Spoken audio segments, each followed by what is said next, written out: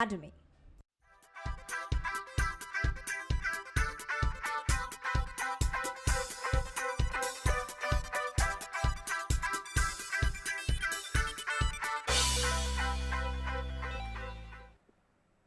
नमस्कार, मैं हूं दीपक मिश्रा और बंसल न्यूज की खास पेशकश लक्ष्य में आपका स्वागत है। अगर आप भी अपने करियर को सुनिश्चित करना चाहते हैं तो ये कार्यक्रम आपके बहुत काम का है, क्योंकि हमारे इस कार्यक्रम में हमारे एक्सपर्ट्स करेंगे आपका मार्गदर्शन और बनेंगे लक्ष्य हासिल करने में मददगार।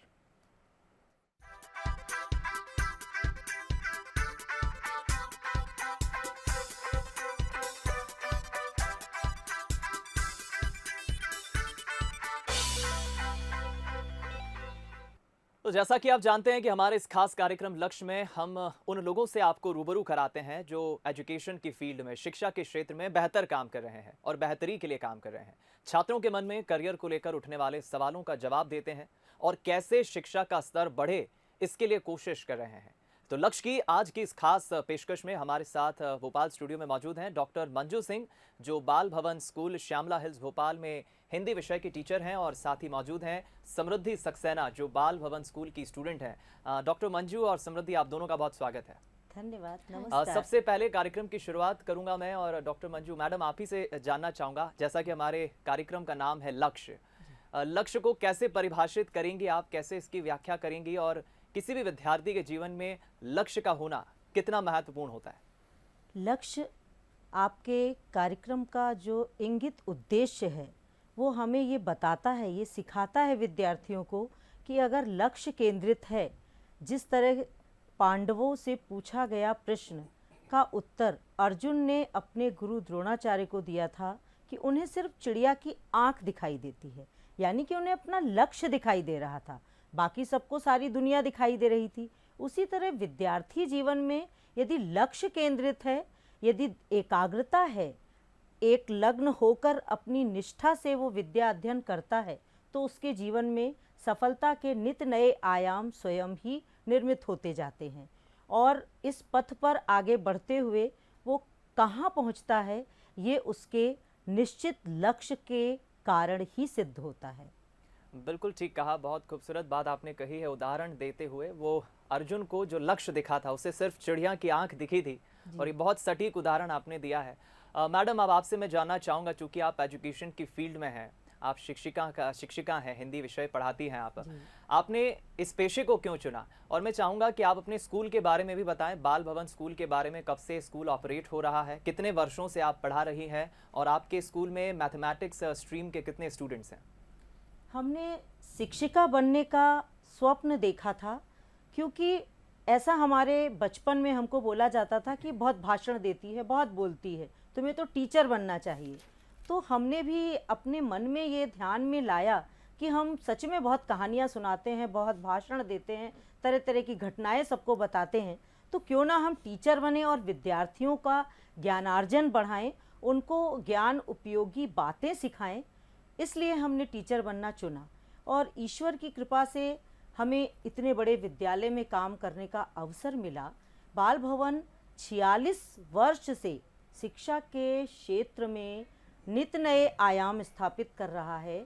अपने उत्कृष्ट परिणामों से सीबीएसई में अपनी पहचान बना चुका है, कई अवार्ड से नवाजा जा चुका है हमारे विद्यालय को, और हमारे डायरेक्टर सर हमेशा इसी धुन में लगे रहते हैं कि बच्चों का सर्वांगीण विकास।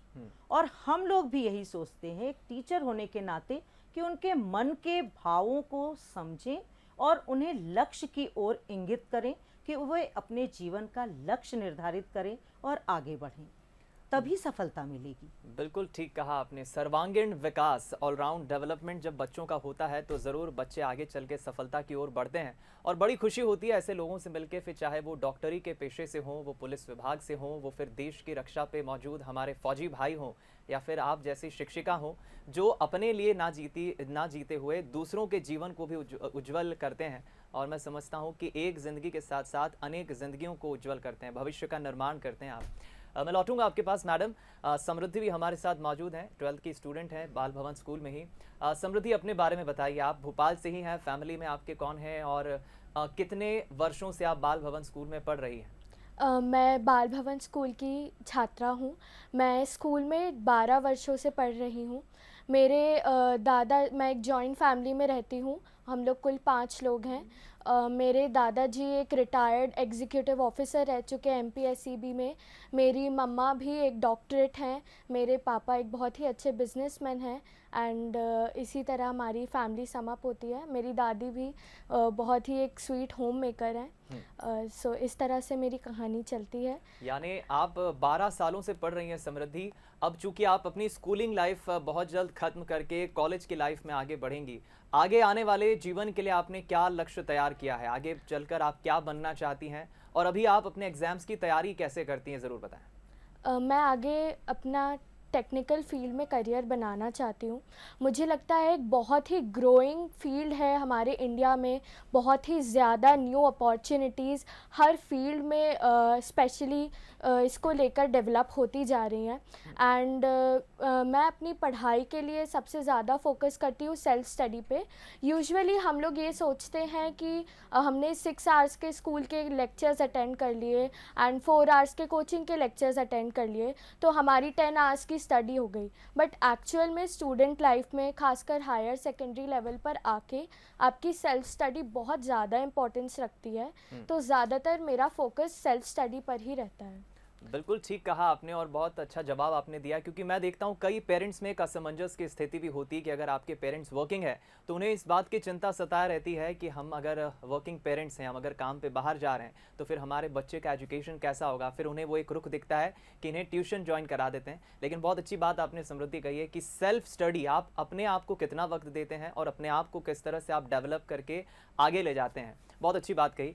मैडम, आपसे मैं समझना चाहूँगा, चूँकि जब एजुकेशन की बात होती है तो बंसल ग्रुप का जिक्र ज़रूर होता है। बंसल ग्रुप के योगदान को आप एजुकेशन की फील्ड में, शिक्षा के क्षेत्र में कैसे देखती हैं?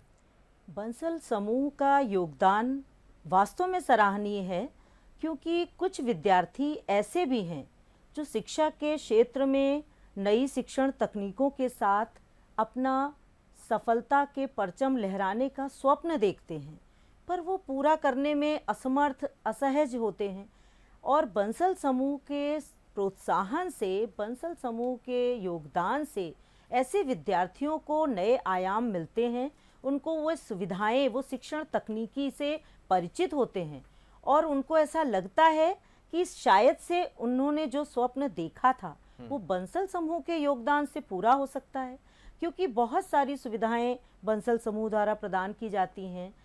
8वीं तक के बच्चों को निःशुल्क शिक्षा दी जाती है, बसों की सुविधा है उसमें, और कम शिक्षा के मूल्य देकर या हम कम फीस देकर भी अच्छी शिक्षा प्राप्त कर सकते हैं। तो विद्यार्थियों को बहुत प्रोत्साहन मिलता है और इस समूह का ये योगदान वास्तव में सराहनीय है।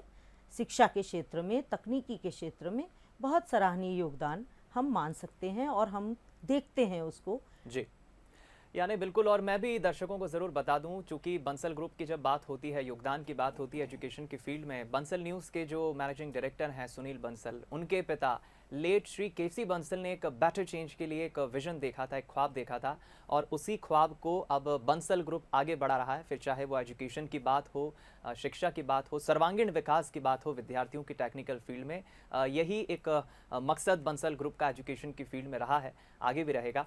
समृद्धि, आपने जैसे कि बताया कि आप टेक्निकल फील्ड में आगे बढ़ना चाहती हैं, और टेक्निकल फील्ड की जब बात होती है तो बहुत स्टडी भी लगती है उसमें। बंसल एजुकेशन में आप, बंसल टेक्निकल एजुकेशन में बंसल ग्रुप की किन नीतियों को आप पसंद करती हैं? सबसे पहला जो मेरा बहुत ही मुझे इम्प्रेसिव लगा था बंसल ग्रुप का एम, कि वो एक इंटीग्रेटिव फोर्स की तरह एक्ट करना चाहते हैं। बहुत कम इंस्टीट्यूशंस का एक एक्चुअल में उनका एम होता है कि हम फ्री और क्वालिटी एजुकेशन प्रोवाइड करें। जो मेन मैंने हाइलाइट्स हमेशा देखे हैं बंसल ग्रुप के पोर्टफोलियोज़ में या उनके जितने भी हम पैम्पलेट्स वगैरह देखते हैं, कि वो पुअर और इलिटरेसी, पॉवर्टी और इलिटरेसी पे सबसे ज़्यादा फोकस करके ये दो चीज़ों को एलिमिनेट करना चाहते हैं। और जब इतना स्ट्रॉन्ग और इतना अच्छा एक जो कह सकते हैं हमारे father of the nation Mahatma Gandhi ji के आइडियल्स पे बेस्ड जिस इंस्टीट्यूशन का एक नींव है, तो डेफिनेटली वो आगे जाके बहुत ही अच्छा और क्वालिटी एजुकेशन देकर अपने स्टूडेंट्स को बहुत ही सक्सेसफुल जगह पहुंचाएंगे और डेफिनेटली हमारे ग्लोबल ओवरऑल डेवलपमेंट में बंसल ग्रुप का बहुत ही ज़्यादा योगदान रहने वाला है फ्यूचर टाइम्स में। And that's what I find really amazing. और डेफिनेटली मैं आगे अपनी स्टडीज़ परस्यू करना पसंद करूँगी बंसल ग्रुप में। बिल्कुल, और बंसल ग्रुप की कोशिश होती है अलग अलग स्कूल के जो स्टूडेंट्स होते हैं जो अपनी स्कूल लाइफ पास आउट करके कॉलेज की तरफ जाते हैं और अपने करियर में इंजीनियरिंग के फील्ड को चुनते हैं या फिर टेक्निकल फील्ड में जाते हैं, तो टाइम टू टाइम समय समय पर बच्चों को विजिट भी कराया जाता है बंसल कॉलेज का, ताकि वो समझ सके बंसल ग्रुप का जो एजुकेशन की फील्ड में योगदान है, जो बंसल कॉलेज का इंफ्रास्ट्रक्चर है, जो फैसिलिटीज़ हैं, जो फैकल्टीज़ हैं, जो पढ़ाने वाले टीचर्स हैं, तमाम चीज़ों का बच्चे एक जायज़ा लेके समझ सकें कि कितनी फैसिलिटीज़ और कितना बेहतर इंफ्रास्ट्रक्चर बंसल ग्रुप का है। मैडम, आपसे मैं जानना चाहूँगा, चूँकि जब बंसल ग्रुप के एजुकेशन की फील्ड की हम बात कर ही रहे हैं, टेक्निकल एजुकेशन हर वर्ग के क्षेत्रों में उपलब्ध हो सके, हर बच्चे तक पहुंच सके, इसके लिए और क्या बेहतर कदम उठाए जा सकते हैं? क्या मानती हैं आप, क्या सजेशन देंगी? हम यही कहना चाहेंगे कि कुछ ऐसे क्षेत्र हैं, ग्रामीण क्षेत्र हैं, कस्बे हैं, जहां शिक्षण तकनीकी उतनी विकसित नहीं हुई है। तो बंसल समूह जब इस क्षेत्र में इतना योगदान दे रहा है, तो अगर ऐसे क्षेत्रों में भी तकनीक पहुंच गई, देखिए तकनीक की जहां तक बात है, कोरोना काल में हमने 1 वर्ष में तकनीकी शिक्षण को ही महत्व दिया। अगर तकनीकी से नहीं जुड़ते, शिक्षण तकनीकी से, तो हम घर बैठे विद्यार्थियों को नहीं पढ़ा सकते थे। तो तकनीक से जोड़ना, उन कस्बों, उन गाँवों में उन प्रतिभाओं को प्रोत्साहित करना, ये लक्ष्य अगर हो गया तो हमारा भारत आत्मनिर्भर भारत बनेगा। और मध्य प्रदेश जो शिवराज जी का स्वप्न है, हमारे मुख्यमंत्री का स्वप्न है कि हमारा मध्य प्रदेश आत्मनिर्भर बने, तो उसमें बंसल समूह की महत्वपूर्ण भूमिका है, वो निभा भी रहे हैं। और आगे उनके इन प्रयासों से हम इस स्वप्न को पूरा करने में पूरी तरह से तत्पर होंगे और जागरूक भी हैं। हम चाहते भी यही हैं कि बंसल समूह के इस योगदान को हम पूरी तरह से सफल बनाएं। बिल्कुल ठीक कहा आपने मैडम, एक बहुत अच्छा सजेशन मैं मानता हूँ आपने दिया है कि ठीक है, हम एजुकेशन की जब बात करते हैं तो ग्रामीण क्षेत्रों में, गांव कस्बों तक भी पहुंच हो सके, वहां के बच्चे भी जागरूक हो सकें, वहां तक एजुकेशन पहुंच सके, ज़रूर इस दिशा में कदम होना चाहिए। मैं आपसे जानना चाहूँगा समृद्धि, चूँकि जब एक एजुकेशन के बाद स्टूडेंट की लाइफ की जब हम बात करते हैं समृद्धि स्पेशली, तो एक छात्र के जीवन में कई सारी मैं परेशानी तो नहीं कहूँगा लेकिन चैलेंजेस ज़रूर कहूँगा। एक छात्र को अपनी पढ़ाई भी करना है, स्टडीज़ भी करना है, अपना करियर भी सुनिश्चित करना है, मम्मी की डांट भी सुनना है, पेरेंट्स की बात भी सुनना है, यानी चौतरफा हम कहें। कई स्टूडेंट्स ये फील करते हैं कि उन पे एक प्रेशर है, उन पे एक दबाव है, लेकिन कई स्टूडेंट्स ऐसे होते हैं कि ये प्रेशर ना मान के, एक चैलेंज के तौर पर इसे मान के एक्सेप्ट करके आगे बढ़ते हैं। आप अपनी शिक्षा और स्वास्थ्य के बीच कैसे बैलेंस बनाती हैं? एजुकेशन के साथ साथ अपने होमवर्क को, अपनी स्टडीज़ को कैसे प्रायोरिटी देती हैं? ओवरऑल कैसे बैलेंस बनाती है अपने स्टूडेंट की लाइफ को? मेरे हिसाब से जैसे हमारे रोज़ के खाने में हर टाइप के न्यूट्रिशन का एक सही मात्रा में होना बहुत ज़रूरी है, उसी प्रकार से स्टूडेंट लाइफ में मेंटल हेल्थ, फिज़िकल हेल्थ और स्टडीज़ के बीच में एक बैलेंस बना के रखना बहुत ज़्यादा ज़रूरी है। मेंटल हेल्थ की बात करें तो मैं जब भी मुझे अपना माइंड फ्रेश करना होता है पढ़ाई से, मैं ज़्यादातर सोशल मीडिया छोड़कर अपने फैमिली, फ्रेंड्स, और क्योंकि मैं एक जॉइंट फैमिली में रहती हूँ तो डेफ़िनेटली मैं अपने ग्रैंड पेरेंट्स के साथ बात करना, टाइम स्पेंड करना पसंद करती हूँ। जो उनसे मुझे लाइफ लेसन्स मिलते हैं वो ना ही मुझे स्टडीज़ में हेल्प करते हैं, बट डेफ़िनेटली मेरे को ओवरऑल जो एवरीडे चैलेंजेस होते हैं उसमें भी मुझे बहुत हेल्प करते हैं। फ़िज़िकल हेल्थ की बात करें तो मैंने ये नोटिस करा है कि मेडिटेशन करने से, या कभी मैं खुली हवा लेने साइकिलिंग करने जाती हूँ, या अपने फ्रेंड्स के साथ कोई आउटडोर स्पोर्ट्स परस्यू करती हूँ, बैडमिंटन वगैरह, तो मैं बहुत ही अपने कंसंट्रेशन में एक इम्प्रूवमेंट देखती हूँ। तो मेरे हिसाब से ये 2 चीज़ें बहुत ही ज़्यादा ज़रूरी हो गई। फिर स्टडीज़ की बात करें तो मुझे आज भी याद है जब मैम ने मुझे पढ़ाया था, तो मैम ने हम लोगों को एक बहुत ही अच्छा एक रूटीन सेट करके दिया था, जिसमें उन्होंने हमें ये भी बताया कि सुबह आप इतने बजे उठें, इतने बजे आप पढ़ाई कर लीजिए, आप खेल लीजिए। तो एक उन्होंने इतने अच्छे से एक टाइम टेबल कह लीजिए जो हमें बना के दिया था। तो अगर हम इस तरीके से एक प्लान्ड वे में करेंगे तो हमेशा हमें कोई भी स्ट्रगल फेस करना नहीं पड़ेगा और हम बोर नहीं होंगे जल्दी, क्योंकि वो प्लान हमने कितना अच्छा इंटीग्रेटेड बनाया होगा, जिसमें हम हर चीज़ का ध्यान रखते हुए आप अपने टीचर्स से एडवाइस लेकर एक बना सकते हैं, जो डेफिनेटली आपको हेल्प करेगा। बिल्कुल ठीक कहा। तमाम उन स्टूडेंट्स को एक बहुत अच्छा मैसेज मैं कहूँगा समृद्धि ने दिया है अपनी एक्सपीरियंस के थ्रू, अपनी बातों के थ्रू। कभी भी चैलेंजेस तो ठीक है आते हैं हमारी ज़िंदगी में बेशक बहुत सारे, लेकिन आप कैसे उससे डील करते हैं, कैसे उसका सामना करते हैं, that makes you perfect. Madam आपसे मैं जानना चाहूँगा, जब बाल भवन स्कूल के जो तमाम स्टूडेंट्स हैं, आपकी मैं बात करूँ या तमाम फैकल्टीज़ की बात करूँ, बाल भवन स्कूल में करियर काउंसलिंग कैसे की जाती है? जब कोई स्टूडेंट आता है, परेशानी में है, उसे आगे क्या करना है, किसी असमंजस की स्थिति में अगर वो फंस गया है, स्टूडेंट की करियर काउंसलिंग कैसे करते हैं आप? हमारे यहाँ एक विशेष व्यवस्था कह लें अगर आप, तो वो हमारे स्कूल में है कि हम एकदम से परेशान होकर बच्चों को समझाने की कोशिश नहीं करते हैं। हम बच्चों को शुरू से ही तैयार करते हैं। एक रजिस्टर मेंटेन किया जाता है छोटी कक्षाओं से ही कि बच्चे की क्या अच्छाइयाँ हैं, बच्चे में क्या कमियाँ हैं, क्या शरारतें की, क्या उसने पदक जीते, तो वो क्लास टीचर उसको मेंटेन करती है। मैनेजमेंट और अभिभावक और टीचर सब मिलकर जब पीटीएम होता है तो उस विषय पर एक एक बच्चे की चर्चा करते हैं। हमारी क्लास में अगर 40 बच्चे हैं तो हम उन बच्चों की 2-3 शेड्यूल में पीटीएम लेते हैं और एक एक पेरेंट्स से मिलकर उस विषय पर चर्चा करते हैं। तो वो धीरे धीरे ये होता है कि वो शरारतें, वो कमियां कम होती जाती हैं और जब बच्चा 10th में पहुंचता है तो परिपक्व हो जाता है और 11th-12th में तो बहुत समझदारी की बातें करने लगते हैं। जैसे समृद्धि ने बताया, तो हमने इसको बहुत पहले, इनकी क्लास टीचर थे तो हमने इनको टाइम टेबल दिया था कि बेटा आप खेलेंगे भी, पढ़ेंगे भी, माता पिता के साथ भी बैठेंगे, भाई बहनों के साथ भी रहेंगे, सारी चीज़ों को एक साथ करके आप बहुत अच्छी शिक्षा प्राप्त करेंगे। और अगर समय अच्छा दिया है, स्कूल में अच्छा, हमारे स्कूल में ही इतना अच्छे से पढ़ाया जाता है कि बच्चों को कोई होमवर्क नहीं दिया जाता, बहुत ज़्यादा उन्हें घर जाके पढ़ना भी नहीं पड़ता। अगर वो 2-3 घंटे की मेहनत कर लें तो बहुत अच्छी। हमारी स्टूडेंट जो आई है ये स्वयं टॉपर रही है और हमेशा इसने किसी भी क्षेत्र में, हमने इसको कहा कि तुम्हें तत्कालिक भाषण देना है, तुम्हें कुछ भी करना है, तो उसने इतने मनोयोग से, इतनी तत्परता से, इतना आत्मविश्वास से किया है कि उसकी प्रशंसा हुई है। तो बिल्कुल मैं समझ पा रहा हूँ मैडम आपकी बातों से कि एक विद्यार्थी जीवन की अगर नींव मजबूत हो, फिर चाहे वो उसके पेरेंट्स हों, चाहे वो उसके टीचर्स हों, शिक्षक हों, अगर उसकी नींव को मजबूत कर दिया जाए, उसे बचपन से ही इस तरह की सीख दे दी जाए, तो बेशक आगे चल के फिर ज़्यादा परेशानी बच्चों को आती नहीं है, और अगर परेशानी होती भी है तो फिर वो इजीली उससे डील कर पाते हैं। मैं बिल्कुल ये समझ पा रहा हूँ आपकी बातों से एक मैसेज। समृद्धि, आपसे मैं ये जानना चाहूँगा, क्या बीइंग ए स्टूडेंट कभी आपको, कभी एग्ज़ाम्स के टाइम या कभी स्कूल में, कभी आपको ऐसा लगा है कि बहुत प्रेशर में हूँ मैं, बहुत दबाव आ गया है, इससे डील कैसे करना है? कभी ऐसा आपने फेस किया है?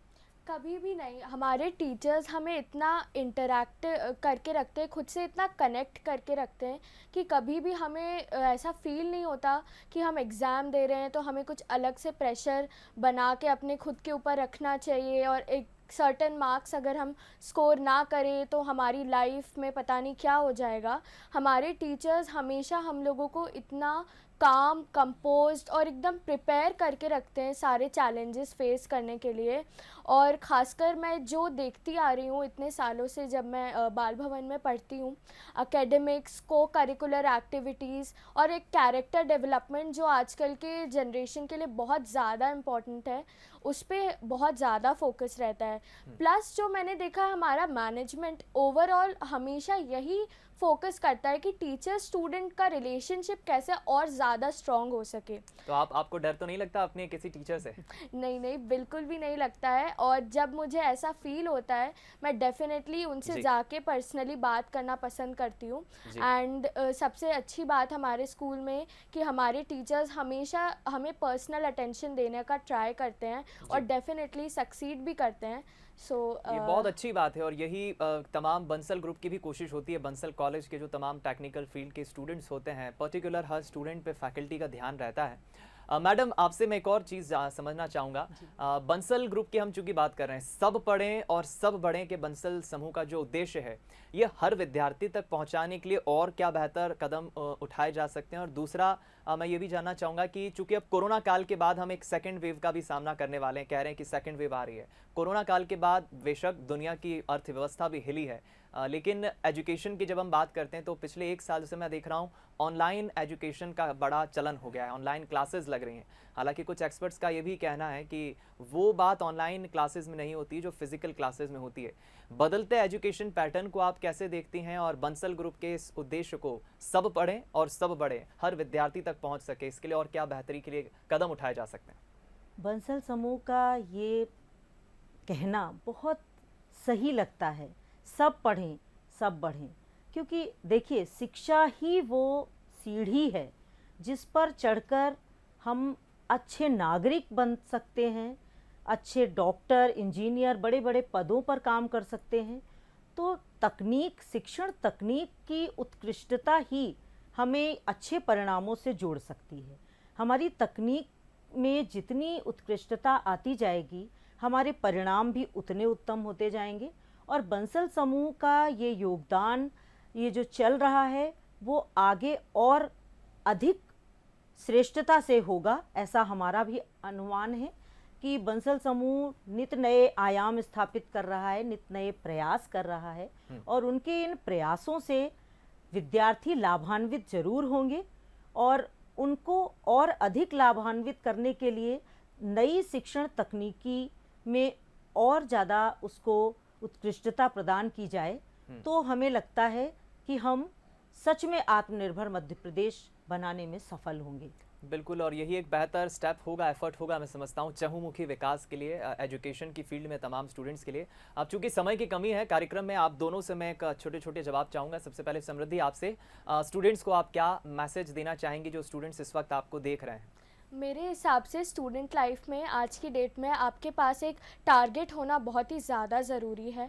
उसके साथ आप उसमें अपना जब एक इंटरेस्ट फाइंड कर लेते हैं तो डेफिनेटली आप अपने टीचर्स से, अपने पेरेंट्स से और कोई रिलेटिव से एक अच्छा गाइडेंस लेके एक अपना एक प्रॉपर प्लान बनाएं जिसको आप एग्जीक्यूट कर कर डेफिनेटली सक्सेस अचीव कर सकें। बिल्कुल ठीक कहा आपने। और मैडम, आपसे मैं चाहूँगा हमारे तमाम व्यूवर्स, फैकल्टीज़ और स्टूडेंट्स को आप अंत में क्या मैसेज देंगी चहुमुखी विकास के लिए और बेहतरी के लिए कि वो आगे बढ़ सके? हम यही संदेश देना चाहेंगे विद्यार्थियों को, आने वाली पीढ़ी को, कि यदि आपने अर्जुन की तरह अपना लक्ष्य केंद्रित किया और एकलव्य की तरह लगन, निष्ठा, निरंतर अभ्यास से विद्याध्ययन किया, तो आपको सफलता के नए बड़े बड़े आयामों को स्थापित करने से कोई नहीं रोक सकता। और आपका कार्यक्रम, लक्ष्य, ये भी तो एक प्रोत्साहन को बढ़ावा देता है कि लक्ष्य केंद्रित करो। विद्यार्थी जीवन लक्ष्य केंद्रित किए बिना तो सफल हो ही नहीं सकता। तो हम यही संदेश देना चाहेंगे कि विद्यार्थियों को अपने लक्ष्य को निर्धारित करके और निरंतर सफलता भरे कदमों से उसको प्राप्त करने की कोशिश करें। जीवन सच में बहुत बेहतर होगा। बिल्कुल ठीक कहा आपने, लक्ष्य को निर्धारित करें और खूब सारी मेहनत करें और बेशक फिर सफलता की सीढ़ी जिस पर आप चढ़ रहे हैं, सवार होकर आगे लक्ष्य की तरफ बढ़ रहे हैं, वो आपसे ज़्यादा दूर नहीं होगी। बेहतर संदेश आपने दिया है। डॉक्टर मंजू मैडम और समृद्धि, आप दोनों का बहुत बहुत शुक्रिया हमारे कार्यक्रम में आज आने के लिए। बहुत बहुत आभार आपका। बहुत बहुत धन्यवाद। तो चलिए, इसी के साथ हमारी खास पेशकश लक्ष्य में फिलहाल इतना ही। एक बार फिर हाजिर होंगे कल एक नए लक्ष्य में, नए फैकल्टीज, नए मेहमान के साथ। तब तक दीजिए मुझे इजाज़त। नमस्कार।